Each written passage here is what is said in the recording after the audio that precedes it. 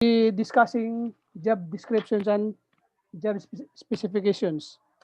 But along with that, I will also be tackling job analysis and job evaluation. Next slide, please.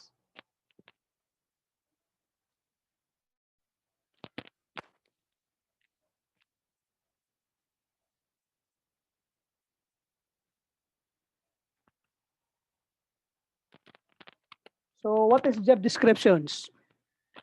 It is a broad and written statement of a specific job in the organization based on the findings of the job analysis. So dito pa lang makikita na natin yung importance ng job analysis. It generally includes duties, purpose, responsibilities, scope, and working condition of a job along with the title of the job and the name or designation of the person to whom the employee will be reporting. So job description usually forms the basis of job specifications. Next slide, please.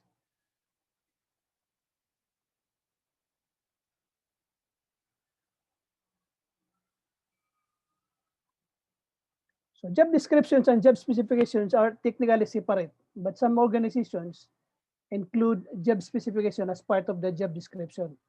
So if you will notice sa mga posting sa sa posting ng mga job vacancies among companies, if we'll go over the job description, kasama doon yung job specifications.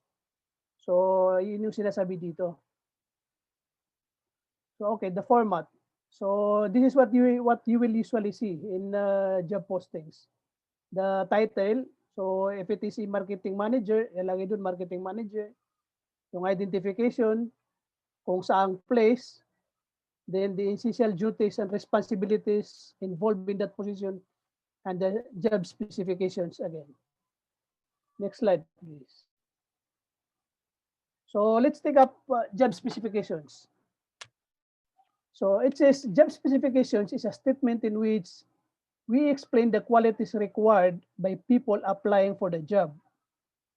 So this is the one na magbibigay ng idea among applicants kung ano yung qualities na required for that particular job.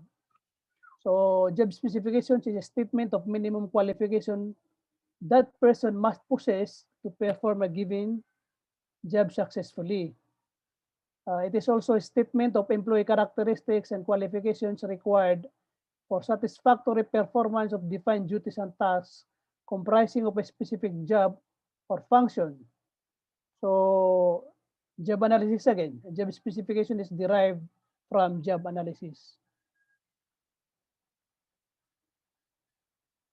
So a job specification lists down the knowledge, skills, and abilities that an individual needs to perform a job satisfactorily. So knowledge, skills, and abilities, or otherwise known as KSAs, include education, experience, work skill requirements, personal abilities, and mental and physical requirements. Kasi minsan sa mga jobs, kailangan din na it's actually necessity na you must be physically fit. So it is important to note that accurate job specifications identify what KSAs a person needs to do the job. So it's not necessarily what the qualifications the current applicant possess. What are the components of job specifications? So first is the experience. So experience refers to the number of years of experience in the job you are seeking to fill, the number of years or work experience required for the selected candidate. It is worth noting whether the position requires progressively more complex and responsible experience and supervisory or managerial experience. Another component is education. So job specifications states what degrees, training, or certifications are required for the position. The last one is the required skills, knowledge, and characteristics. So the job specification states the skills, knowledge, and personal characteristics of individuals who have successfully performed the job. So the job analysis data are used to determine the attributes needed from an ideal candidate. So as you can see, job analysis again is used as a basis for that one. Next slide, please. So this time, we'll take up job evaluation. So job evaluation is the process of analyzing and assessing various jobs systematically to ascertain the relative worth in an organization. Assessment of the relative worth of various jobs on the basis of a consistent set of job and personal factors such as qualification and skills required. So those are the definitions of job evaluation. Next slide, please.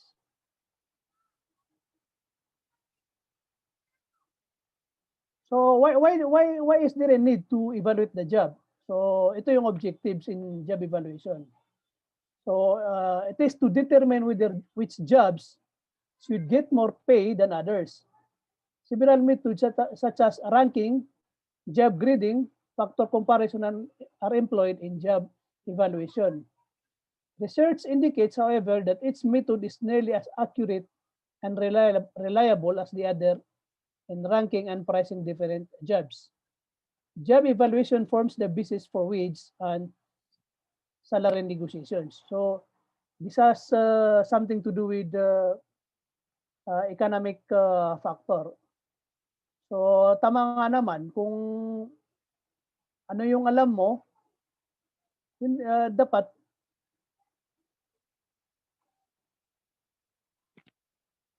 it should commensurate the pay that one should be receiving.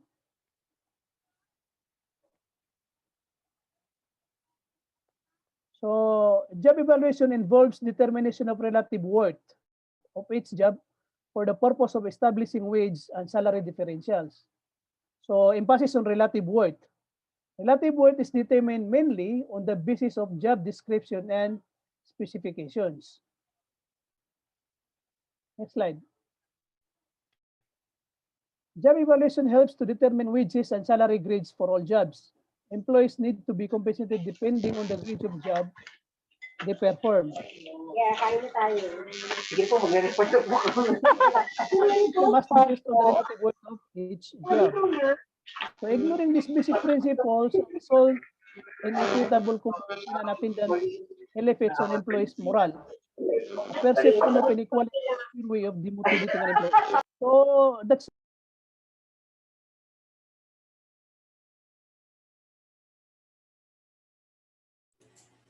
Sir Madayaw, nakamute po kayo. Sir Madayaw, nakamute po kayo. Ayan, okay na po, okay na po.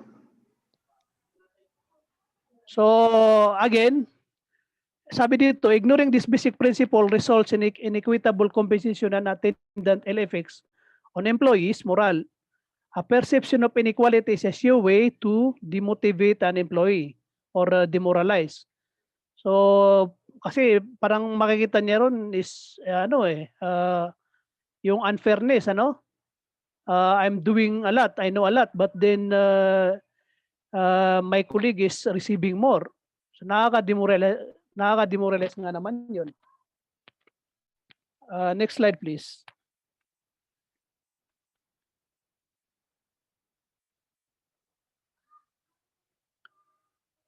So these are some of the job evaluations that are proffered by some authorities on the subject. So according to Edwin Flipo, job evaluation is a systematic and orderly process of determining the worth of a job in relation to other jobs. According to Kimball and Kimball Jr., job evaluation represents an effort to determine the relative value of every job in a plant and to determine what the fair basic wage for such a job should be. So dapat commensurate nga. Next slide, please. So ito pa, no? It says job evaluation as a personal term has both a specific and genetic meaning. Specifically, it means job rating or the grading of occupations in terms of duties. Generally, it means the entire field of wages and salary administration along modern lines. So ito talaga yung objective ng job evaluation. Next slide, please.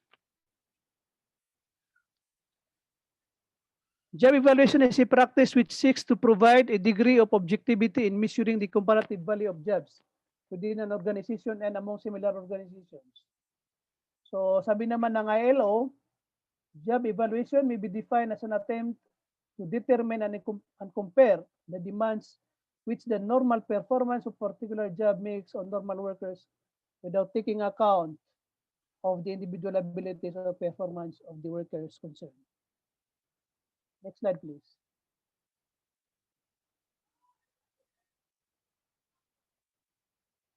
So here are the processes for job evaluation. The first one is job analysis. The second one is compensable factors, developing method, job structure, and wage structure.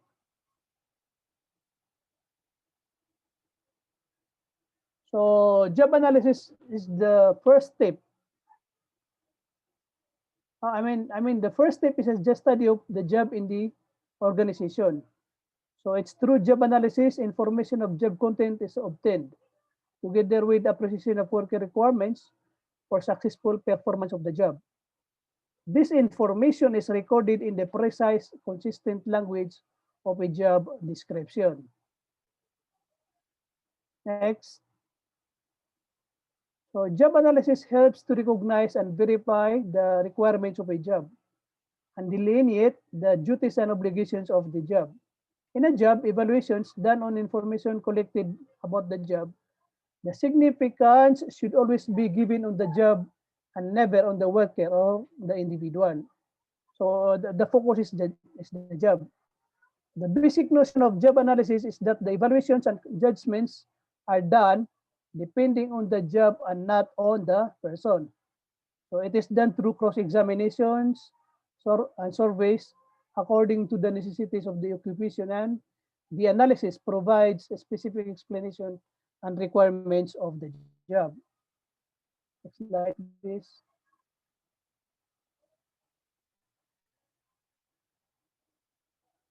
So job analysis is a detailed examination of the following. Tasks that make up a job, the conditions under which an employee performs job, and what exactly are the job requirements in terms of aptitude, attitudes, knowledge, skills, educational qualifications, and the physical working condition of the employee. Next slide, please. So the importance of job analysis. Job analysis helps in analyzing the resources and establishing the strategies to accomplish the business goals and strategic objectives. Effectively developed, employee job descriptions are communication tools that are significant in an organization's success. The main purpose of conducting job analysis is to prepare the job description and job specifications which would help to hire skilled workforce. So this is the same thing that we mentioned earlier about job analysis. Next slide, please. These are the methods of job analysis. Next slide, please. So first is observation.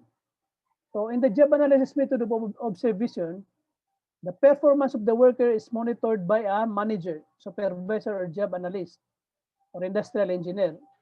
The performance is recorded to whether the tasks and duties are properly done. Job analysis observation may either be continuous or intermittent sampling, but the observation is always of limited use since the most jobs do not have the capability of doing an observation of the complete job cycles. Next slide, please. So hence, observation is efficient in cyclic jobs and when used combined with other methods. The observation might be used by the supervisor or managers to be familiar with the jobs and its requirements. So, this is more useful dun sa mga trabaho na paulit-ulit lang. During other methods in job analysis, the observation method is immensely useful as it provides vital information about the job. Next slide. So this is the next one. Next method, work sampling. So work sampling is a kind of observation. It is also a kind of observation. It does not need a thorough concentration on all its minutes aspects through the whole work cycle. As an alternative, the person doing the job analysis decides the matter and work based on a specific workday according to the statistical sampling of various actions rather than by constant monitoring and detailed timing of each action.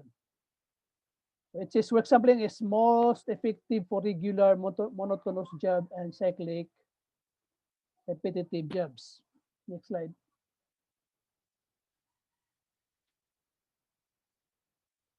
So employee diary log.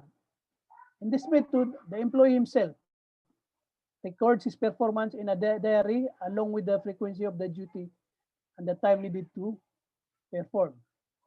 This technique is useful in some ways but becomes tiresome for some employees to record all their duties and the timings. So this is somewhat tiresome on the part of the employees. So ma-divert yung focus nila.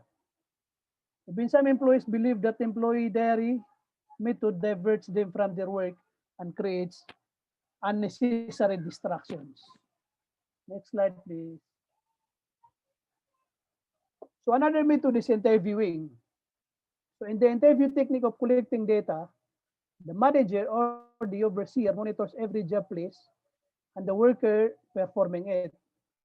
Then a mode of question or interview form is made to ask the workers and note the answers and to get the proper analysis and complete comprehension of the job and its requirements. One has to talk and interview both the employee and the supervisor. Next slide. So this method is exhaustive when the interviewer has to converse with 2 or more employees in one job. Often the professional and managerial jobs are very difficult and complex to analyze. Hence, require complex longer interviews. Thus, the interviewing method should be combined with any other method for proper assessment. Next slide, please. The questionnaires. So the questionnaires method is the most popular technique for collecting information in job analysis and survey device. A survey device is created and distributed amongst the employees and managers to read and answer. The merits of this method are that bulk information can be collected from the employees without much effort.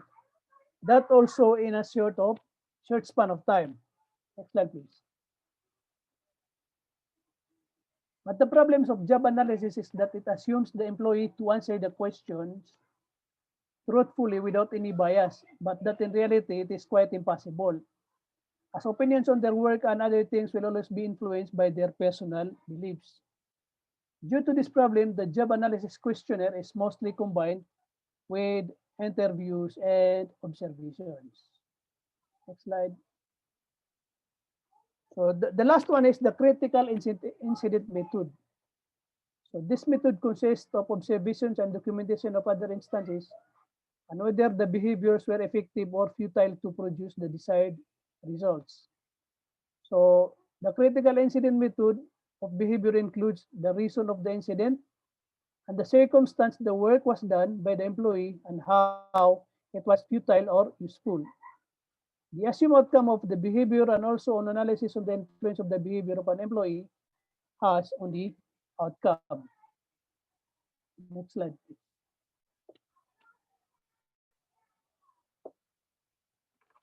Which is, this method vastly differs from the other job evaluation.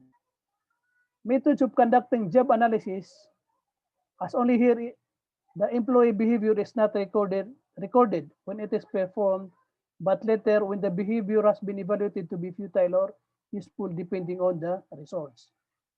So here the behavior is described in retrospect, and it is acknowledged that recording of past actions is more difficult and complicated than of present actions when the performance is continued.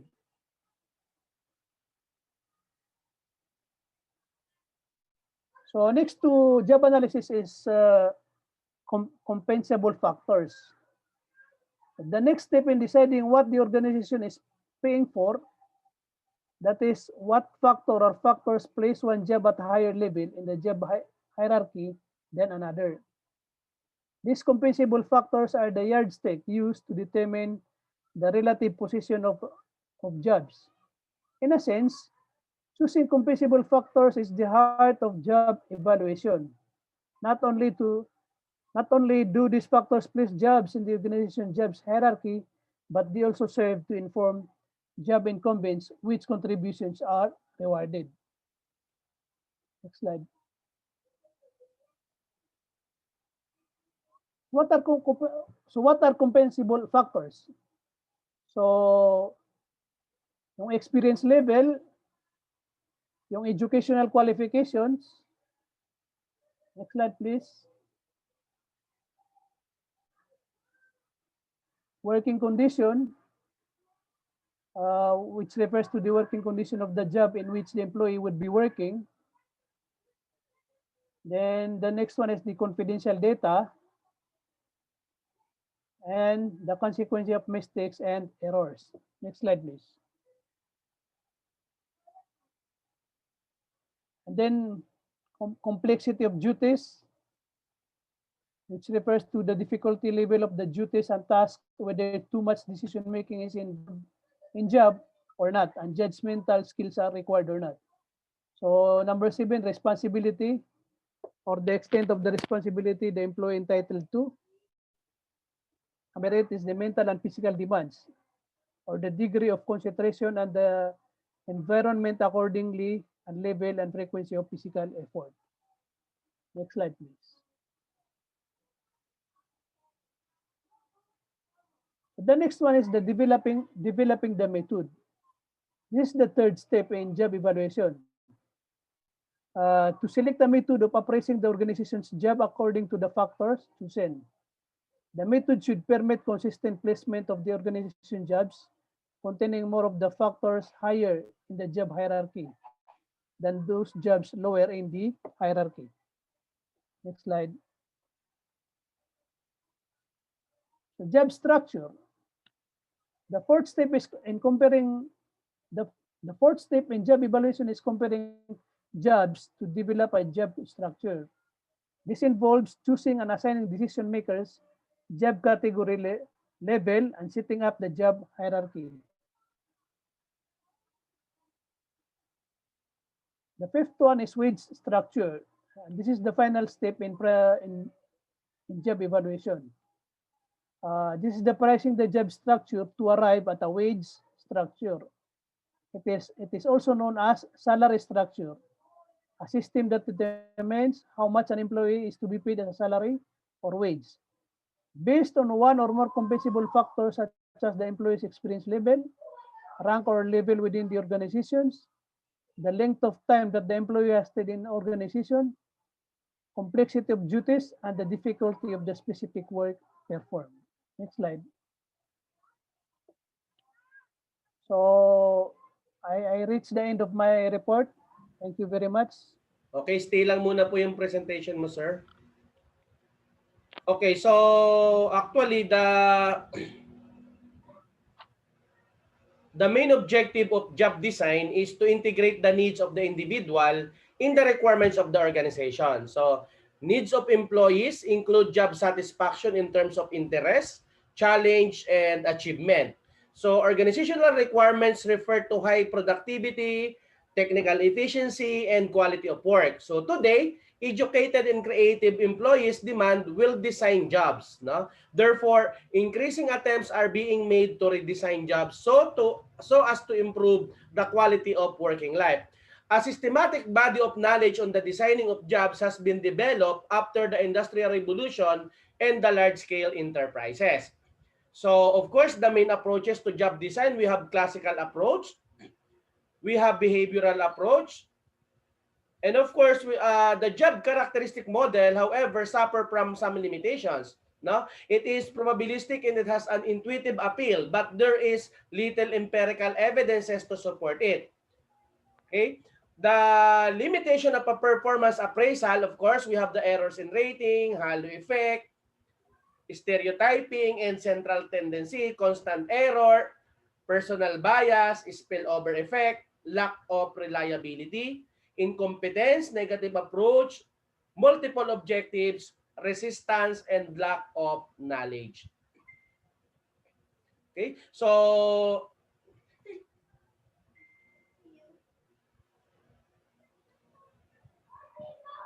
I think that's it for the topic number 3.